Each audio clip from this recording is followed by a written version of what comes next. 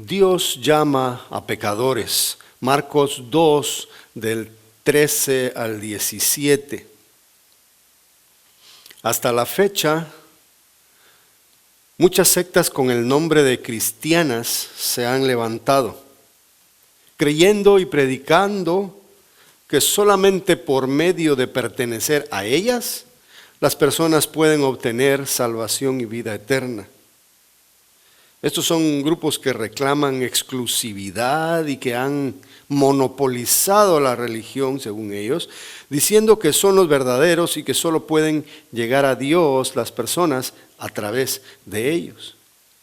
Se aíslan, se vuelven exclusivos, ven a todos los demás como personas que no merecen ser vistas por Dios, sino aceptan formar parte de sus organizaciones, también llamadas iglesias. Grupos así los han existido siempre y así seguirá siendo. El relato de hoy nos muestra a un grupo religioso que consideró que Jesús y sus discípulos hacían mal conviviendo con pecadores. Les juzgaron a la ligera y les tacharon de impropios por estar en compañía de personas que tenían muy mala reputación. El problema no era que estos grupos religiosos quisieran guardar una santidad al permanecer lejos de las prácticas pecaminosas del mundo. El problema estaba en que consideraban que ellos sí eran correctos y que merecían el reino de los cielos. Pensaban que podían agradar a Dios con buenas obras y una moralidad superficial, aunque sus corazones estaban llenos de pecado, tal y como los demás. Ellos no comprendían que todos necesitan ser perdonados porque todos son pecadores, incluyéndolos a ellos. Ellos no entendían que todos necesitan la gracia inmerecida de Dios para ser salvos y que nadie puede enorgullecerse ni menospreciar a otros por ser pecadores, puesto que en ese sentido todos hemos sido iguales. Hemos visto hasta ahora, hasta esta ya entrada parte del segundo capítulo de Marcos, cómo Jesús viene de hacer varias cosas.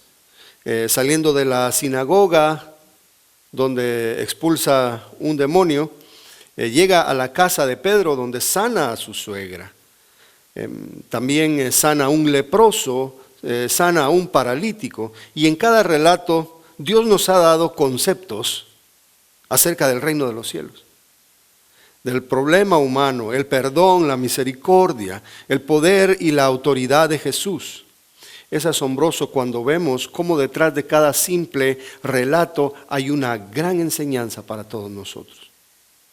O sea, ver los relatos de los evangelios es bonito. Vemos cómo un milagro ocurrió y nos queda la imaginación ver todo lo demás.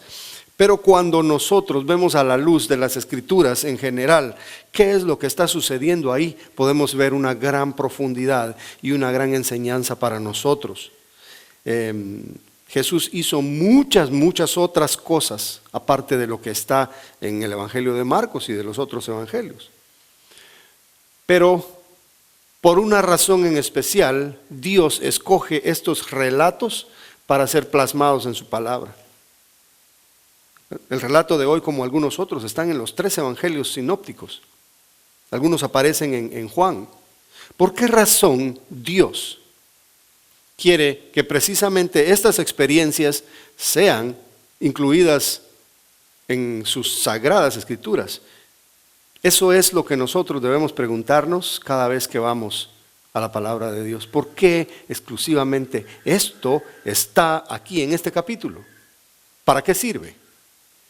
Hay una razón importante y la vamos a ver porque escudriñando cada uno de los párrafos bíblicos nos podemos dar cuenta que es de suma importancia. Hoy veremos que existen 2 tipos de pecadores en este mundo. Primer grupo, los pecadores que siguen a Jesús. Segundo grupo, los pecadores que rechazan a Jesús. Y esto nos va a servir para que reafirmemos nuestra fe en que la salvación es por gracia de Dios y no por méritos humanos. Vamos a leer entonces, síganme ahí con la vista. Versículo 13 del capítulo 2 de San Marcos. Después volvió a salir al mar y toda la gente venía a él y les enseñaba. Y al pasar vio a Leví, hijo de Alfeo, sentado al banco de los tributos públicos, y le dijo: sígueme. Y levantándose le siguió. Versículo 15. Aconteció que estando Jesús a la mesa en casa de él, muchos publicanos y pecadores estaban también a la mesa juntamente con Jesús y sus discípulos, porque había muchos que le habían seguido. Y los escribas y los fariseos, viéndole comer con los publicanos y con los pecadores, dijeron a los discípulos: ¿qué es esto? ¿Que él come y bebe con los publicanos y pecadores? Al oír esto, Jesús les dijo: los sanos no tienen necesidad de médico, sino los enfermos. No he venido a llamar a justos, sino a pecadores.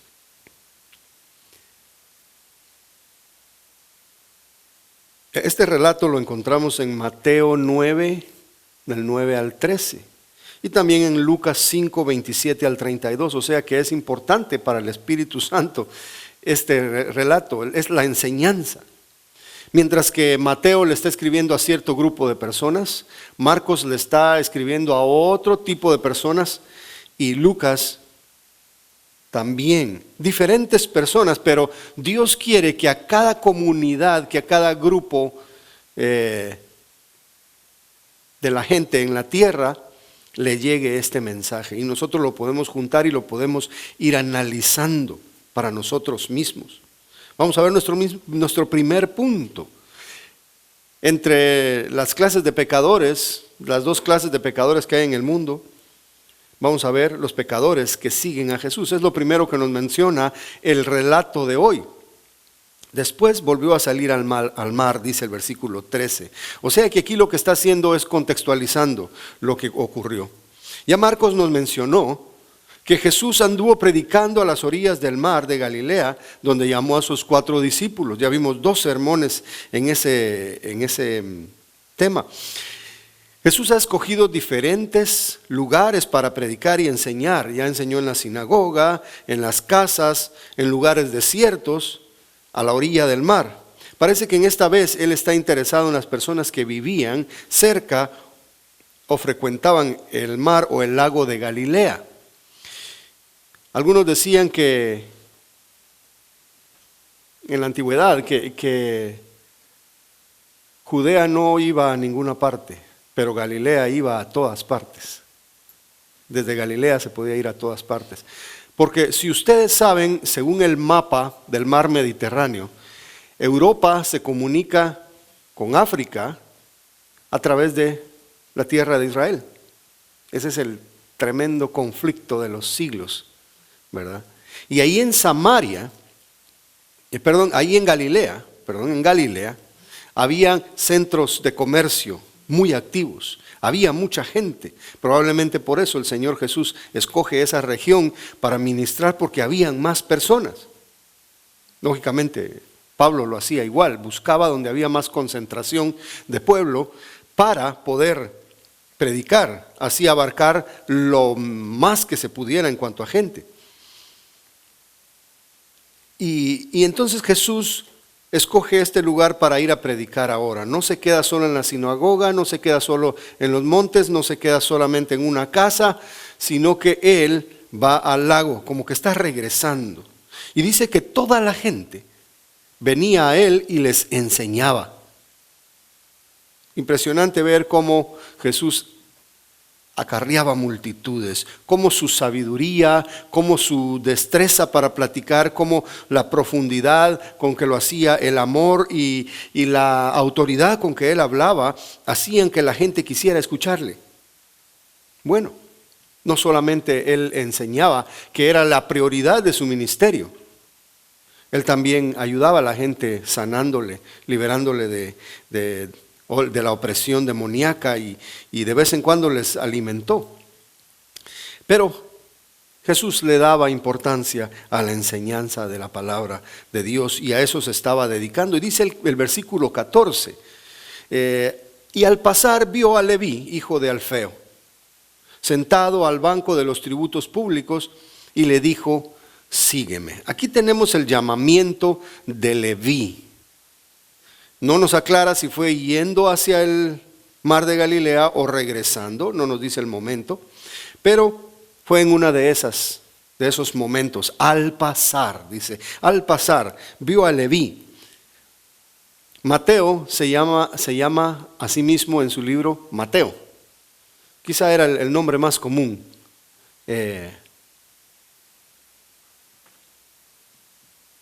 Los demás evangelistas le llaman Leví, el Mateo. ¿Quién era Mateo? Mateo era un recaudador de impuestos. Dicen que había un banquito en el que ellos se sentaban con una mesa pidiéndole a la gente los impuestos. Curioso, no habían computadoras, no había internet para comunicarse. La manera en que ellos lo hacían era pedirlo ahí afuera, el dinero de los impuestos.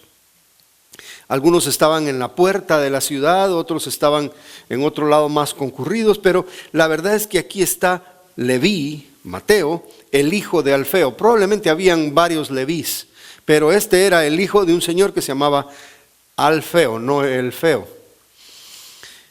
Estaba sentado ahí en el lugar que le pertenecía a los recaudadores de impuestos. Él era un agente del IRS de aquel tiempo. Y Jesús le dijo: sígueme. Para nosotros quizá es un poco difícil pensar en que una persona que está trabajando, está en su empleo, se levante de ahí porque otro le dijo: sígueme. ¿Cómo dejó su trabajo, verdad? Ahí lo dejó. Quizá eso es lo difícil para nosotros. Pero para una persona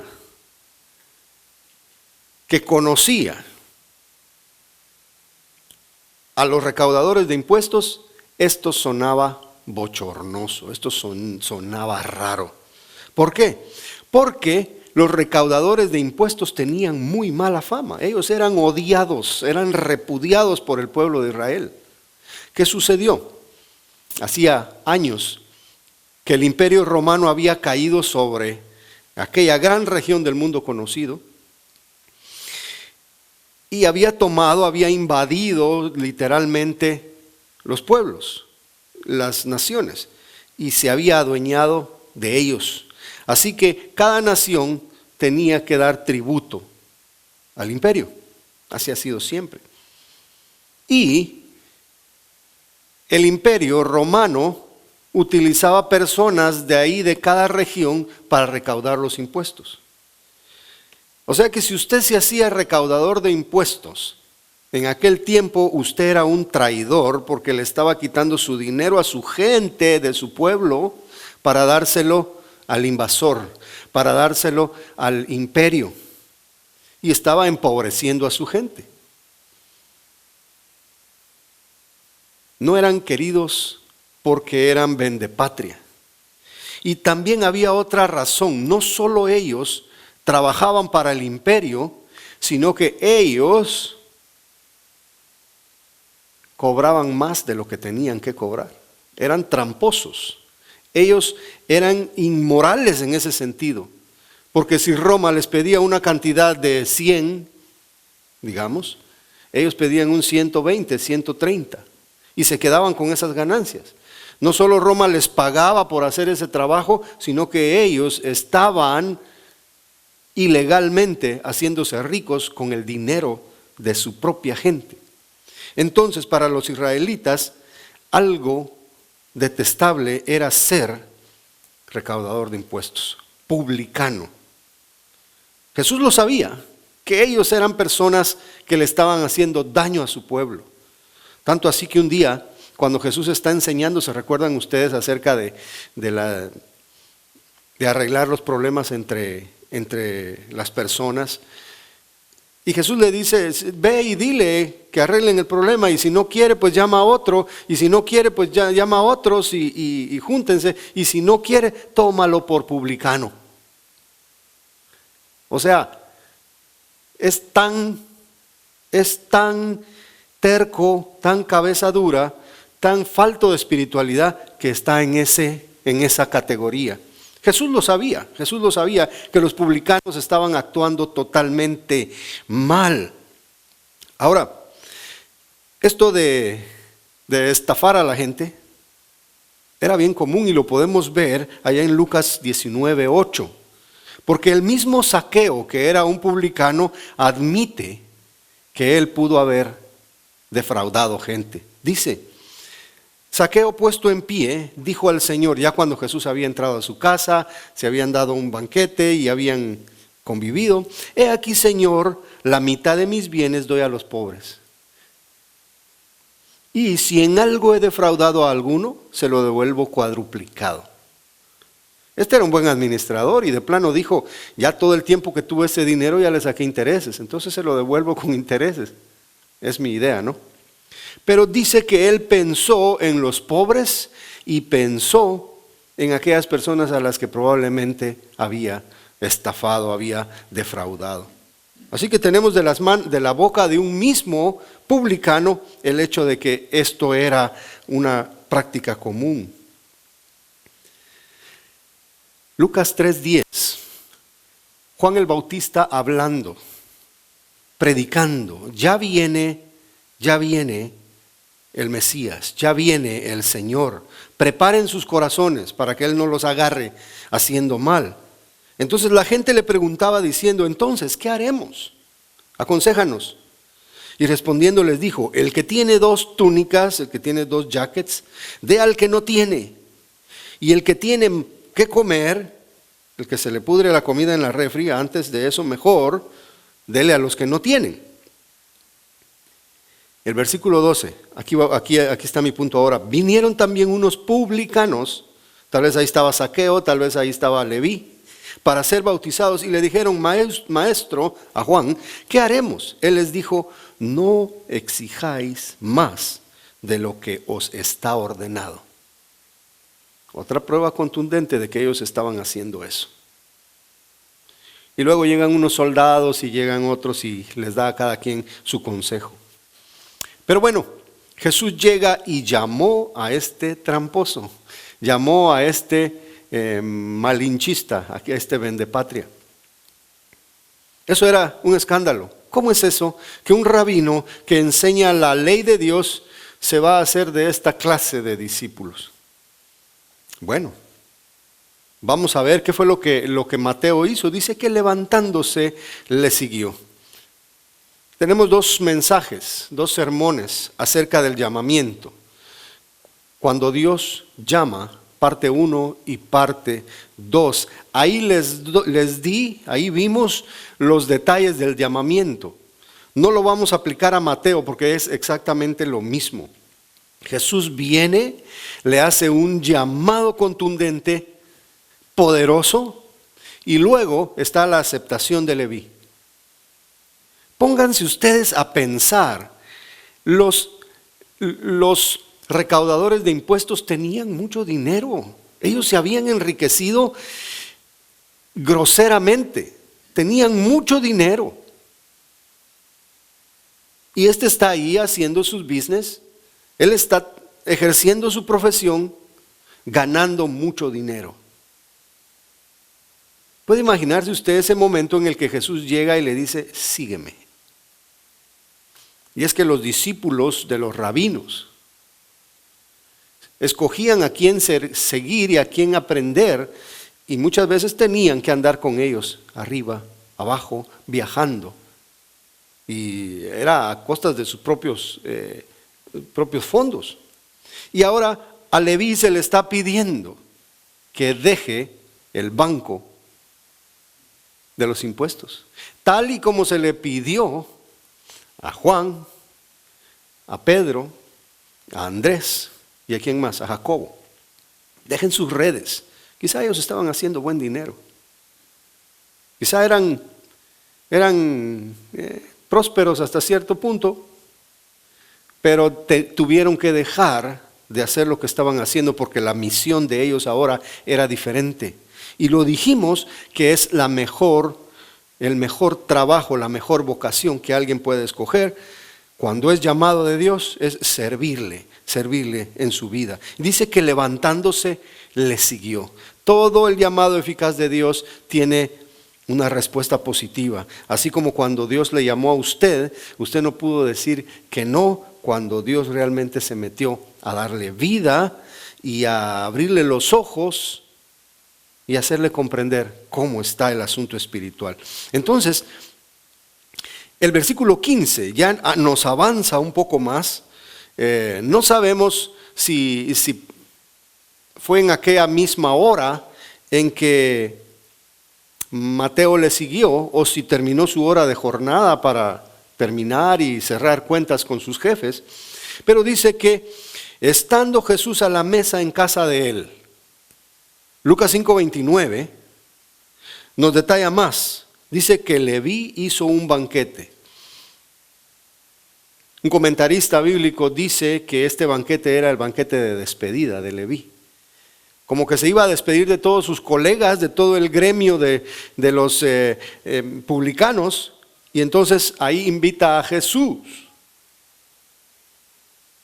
El publicano le hizo una cena a Jesús, así como comió con Zaqueo cuando Jesús pasó por Jericó.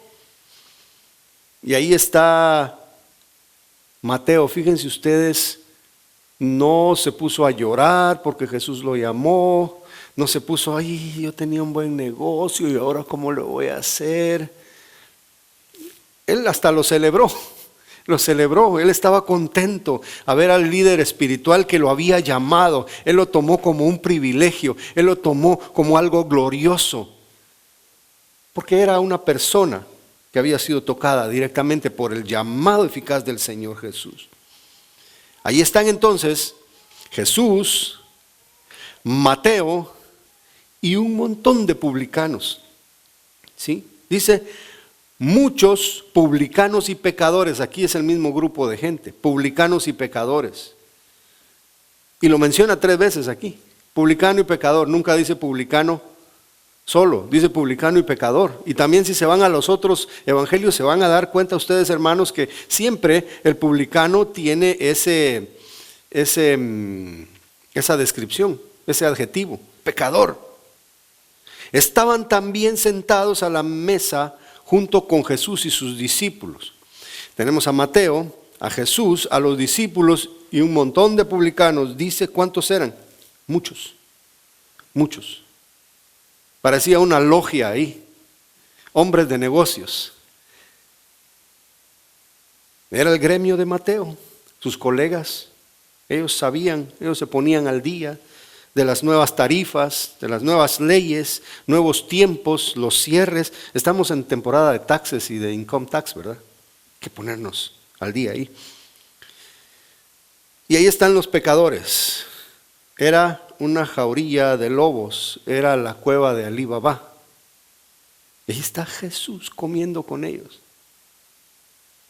Y dice que habían muchos que le habían seguido. ¿A quién? A Jesús.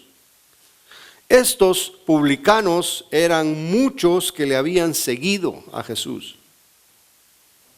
Jesús en sus prédicas, Jesús en sus jornadas de trabajo, había acarreado muchos admiradores, muchos seguidores, y entre esos habían muchos publicanos, incluido Mateo, que como representante de todos ellos ahora formaba parte de los apóstoles. Marcos especifica que ellos estaban ahí porque habían seguido a Jesús. Encontraron un atractivo en el Maestro, se sintieron incluidos por Jesús y eso les trajo a casa de Mateo. Ahí estaba Jesús. Entremos a la casa de nuestro amigo, nuestro colega.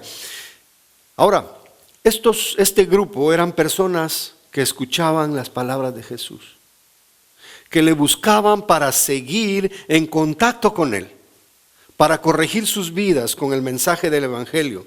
Personas que habían fallado y que estaban interesados en un cambio de vida. Ellos oyeron el llamado de Jesús y querían seguirle y querían servirle. Ellos le seguían porque Jesús así lo quiso, porque Él se compadeció de ellos. Ellos le amaron porque Él les amó primero. Ellos sin ser correctos, ellos estando enfermos de pecado y perdidos, hijos del príncipe de este mundo, muertos en delitos y transgresiones, ellos escucharon la voz del Maestro y su llamado a seguirle. Los que no merecen perdón, pero lo recibieron. Los que no buscaban a Dios, pero Dios les encontró. Los que reconocieron su estado perdido y se arrepintieron pidiendo perdón. Ese es usted y ese soy yo. Esos somos nosotros. Los indignos que ahora somos hijos. Los que estábamos lejos, pero ahora comemos en la mesa del Señor. Que tenemos la potestad de ser hechos hijos de Dios. Porque le recibimos. Nosotros, los que sabemos que íbamos a la condenación, y por el amor de Dios ahora somos salvos. Amén. Nosotros somos esos publicanos. Nosotros somos esas personas que merecíamos ser condenados. Pero ahora estamos con Él a la mesa, porque Él nos llamó y nosotros le obedecimos por su sola gracia. ¿Está usted contento de que Dios se haya fijado en usted? ¿Está usted feliz de que aunque nosotros sin merecerlo, una mirada del Maestro y un ven eficaz, nos transformó la vida, nos cambió por la eternidad y nos asegura la vida eterna? Porque Él no nos discriminó, porque Él no nos hizo de menos. Quizá el mundo no daba 5 centavos por nosotros, pero Jesús dio su sangre para salvarnos. Si a alguien le hubieran preguntado, ¿merece Sergio ir al cielo? Todos hubieran dicho no. Pero Dios dijo, yo veo en esta persona débil, en esta persona pecadora, la justicia de mi Hijo Jesús, y lo voy a salvar. Y lo voy a poner en el reino de los cielos. Lo hizo conmigo, lo hizo con ustedes y lo puede hacer con cualquiera que escuche su voz. Ahora, vamos a ver el otro grupo, los pecadores que rechazan a Jesús. Ahí los menciona, escribas y fariseos en el versículo 16. Leámosle otra vez, dice, los escribas y los fariseos viéndole comer con los publicanos y con los pecadores dijeron a los discípulos. Ok, ¿quiénes eran los escribas? Eran los encargados de transmitir la ley y las enseñanzas de Dios, de duplicar las copias, de interpretar, de conservar los rollos, la palabra de Dios. Eran los doctores de la ley. Los fariseos eran otros religiosos de una secta muy estricta. El mismo Pablo describe a esta secta como estricta. Dice, Pablo era uno de ellos, celosos de las cosas de Dios, celosos, pero no eran transformados por Dios. Así que tenían una apariencia buena, pero por dentro estaban podridos, como Jesús lo dijo. Y aquí quiero subrayar algo, hermanos, porque cuando Jesús regaña, cuando Jesús censura a los fariseos, nosotros como que hacemos fiesta. Porque los fariseos eran sepulcros blanqueados, que por fuera estaban bonitos, pero por dentro estaban podridos. ¿Cuál es la diferencia entre un fariseo y nosotros antes de venir a Cristo? Ninguna. Así como está el fariseo podrido de adentro, así estuvimos nosotros, como decía nuestra hermana Patti. Y no debemos ufanarnos, no debemos enorgullecernos ahora que estamos de este lado de la salvación acerca de otros, sino que verlos con amor y compasión y comunicarles lo que pudimos encontrar en esa situación lamentable.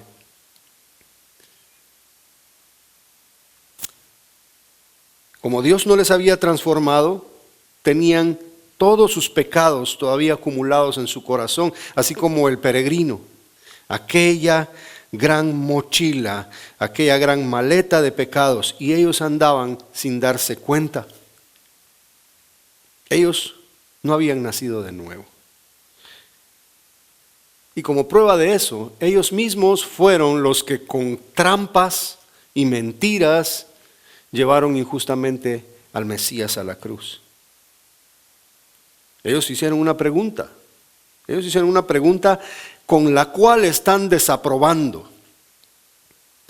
Ellos, con una pregunta como con el paralítico, rechazan a Jesús. ¿Qué es esto? ¿Qué es esto? Ellos ahí están desaprobando, están descalificando. Que Él come con publicanos y pecadores. ¿Se dan cuenta la ceguera del orgullo religioso? Mirar solo los pecados en los demás y no los propios. Jesús les dijo, ustedes miran la mota en el ojo de los demás, pero ustedes no se dan cuenta que ustedes tienen una viga, tienen un tronco en el ojo. ¿Sí? Publicanos y pecadores, y no apuntan hacia su propia condición pecadora. Ellos reprobaron la actividad de Jesús al convivir con estas personas tramposas. Ellos no sabían que Jesús estaba ahí para hacerles cambiar. Ellos no comprendían, hermanos. Jesús en la cruz dijo, perdónalos porque no saben lo que hacen. Ese no saber es ignorancia. Ignorancia que el mismo pecado provoca en la persona. Pero nadie está exento de juicio por ignorancia. Porque tenemos la palabra de Dios y teniéndola no la entendemos sino hasta que tenemos vida espiritual. Ellos no sabían que Jesús estaba ahí para transformar vidas. Ellos menospreciaban a Jesús. Ellos no entendían cuál era la labor de Jesús, por eso lo juzgaban. Este se está contaminando con ellos. Ellos no sabían que el Señor, hecho carne, no podía contaminarse con nada. Ellos solo juzgaban por su forma de ver las cosas, una forma carnal, una forma religiosa, una forma superficial. Ellos no comprendían por qué Jesús estaba entre ellos. Ellos no conocían a Jesús, no sabían lo que Él era capaz de hacer, cambiar una vida desde adentro, desde el corazón.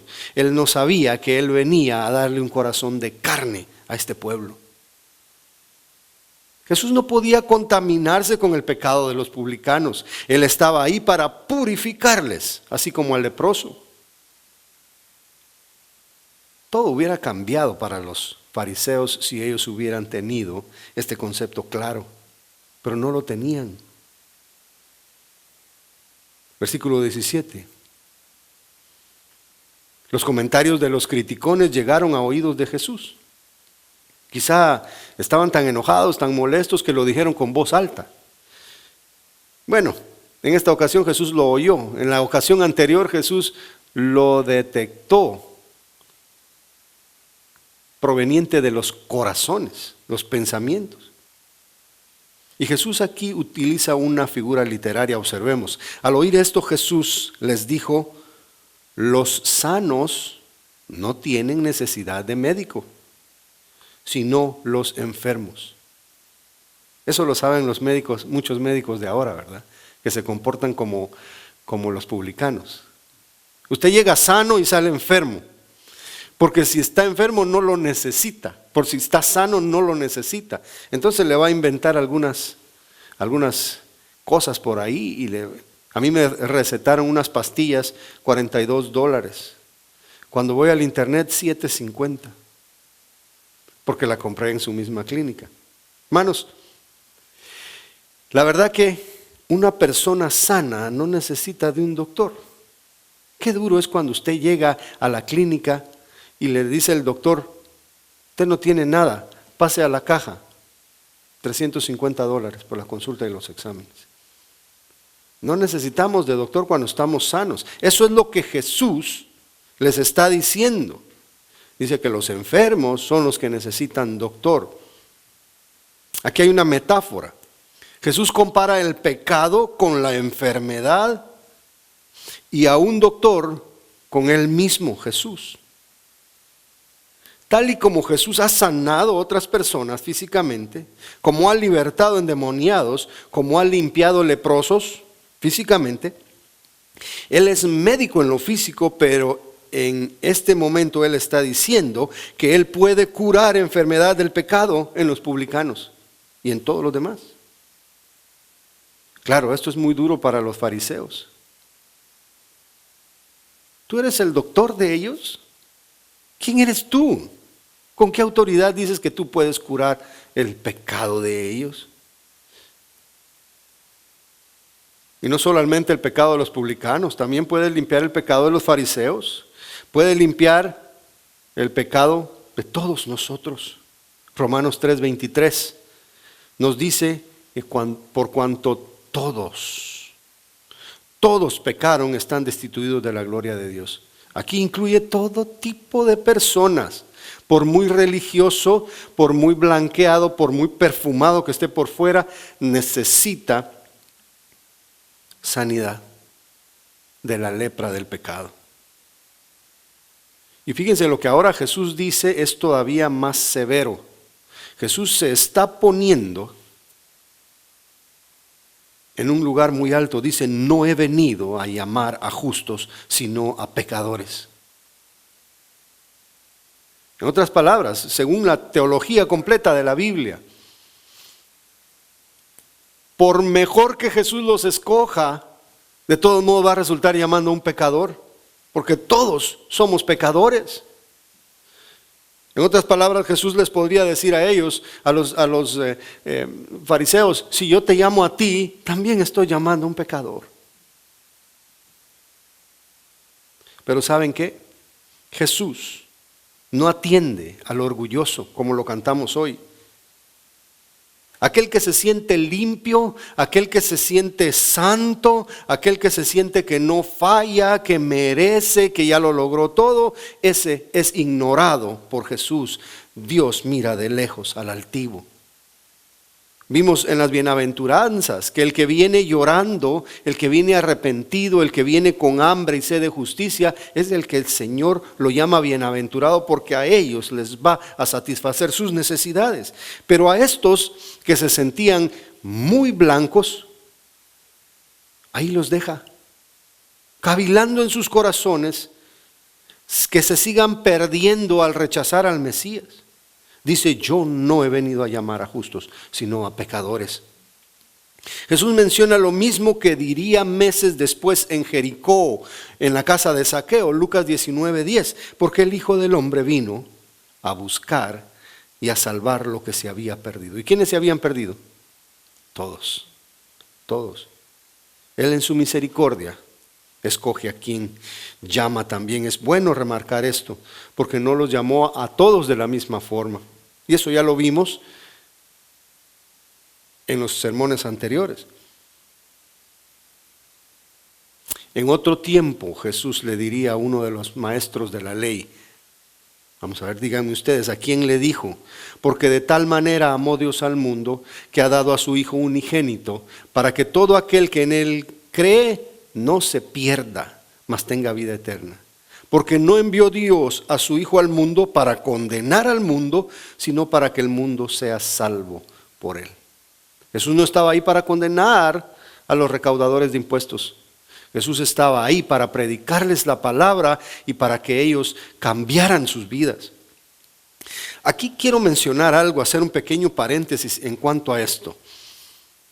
Hay una tendencia en el pensamiento de algunos cristianos liberales que dicen que Jesús se juntaba con los pecadores, Jesús era amigo de pecadores. Entonces yo puedo andar en el mundo haciendo lo que el mundo hace con tal de ganarlos. Y eso no fue lo que Jesús hizo. Jesús se juntó con ellos y les dijo, no peques más. Con la mujer adúltera a la que supuestamente querían apedrear. Jesús no le dijo, ni yo te juzgo, sigue haciendo lo que estás haciendo. ¿Qué fue lo que Jesús dijo? Para, porque está malo lo que estás haciendo. No peques más. Y yo estoy seguro que a los publicanos, fue lo mismo que se les dijo: dejen de robar, en cambio, ayuden a los demás. Jesús no estaba ahí para hacer lo que los publicanos hacían. Jesús no estaba ahí aprobando al pecado. Jesús no estaba ahí dándole rienda suelta a su carne, divirtiéndose con ellos. Por eso Jesús tenía una misión, que era rescatar a estos del infierno. Y si usted, hermanos, se junta con personas del mundo que todavía tienen costumbres paganas, que tienen costumbres carnales, pecaminosas, usted no va a cometer lo mismo con ellos. Va a estar ahí para demostrarles su amor, demostrarle compañerismo, ayuda, pero que esté bien claro que usted lo que va a hacer ahí es tratar de rescatar pecadores para el reino de los cielos. Algunos tergiversan las cosas con tal de justificar su carnalidad y su amor al mundo, pero si observamos bien el contexto de todo esto, Jesús lo que quiere es sacar a los pecadores del pecado, no meterse Él ahí. Y es importante también, porque agarran estos liberales el texto de Pablo cuando dice: me hago judío a los judíos y gentil a los gentiles. Pero ¿qué es lo que está haciendo ahí Pablo realmente? Es todo lo contrario a lo que muchos le adjudican. Porque muchos dicen: bueno, Pablo iba con los pecadores y bueno, se daba la grande con la carne ahí para poderlos ganar a Cristo. No es eso. Si observamos bien qué es lo que hacía él con los gentiles, él les decía: no es necesario que ustedes estén cumpliendo todas esas normas ceremoniales, ¿verdad? Entonces, yo con ustedes voy a comer, voy a disfrutar, no necesito guardar luna nueva, días de reposo y todo eso. Yo voy a estar con ustedes en eso. Pero cuando iba con los judíos, ¿qué hacía él? Él se privaba de esas libertades y con tal de ganarlos, él se abstenía para no causar una controversia con ellos de entradita, ¿no? Ya cuando ellos habían aceptado a Cristo, poco a poco les adoctrinaba y les decía: ustedes tienen esta libertad que Cristo les da, ya no estamos bajo la ley. A eso se refiere. No se refiere a ir a gozarse con lo que el mundo hace, sino todo lo contrario, privarse de todas las libertades con tal de ganar a alguien para Cristo.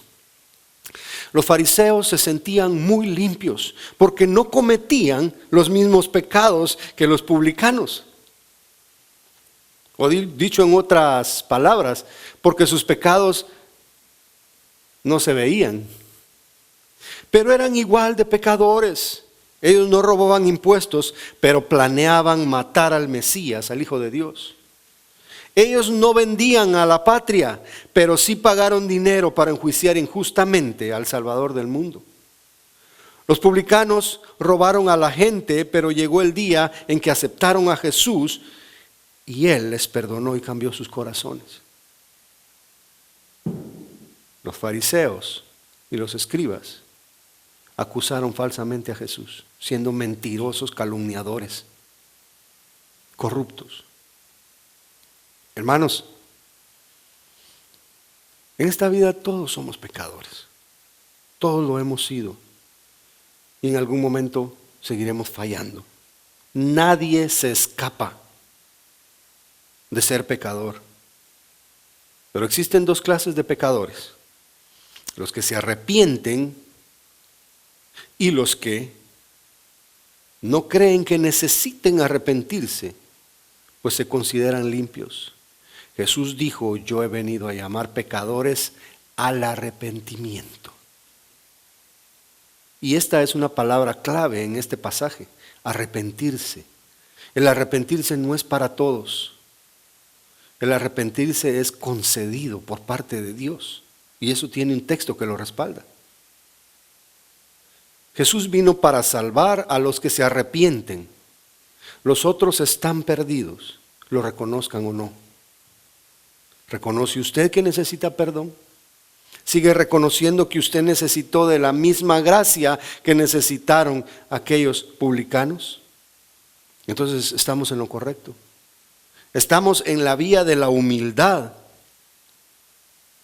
No nos olvidemos de eso.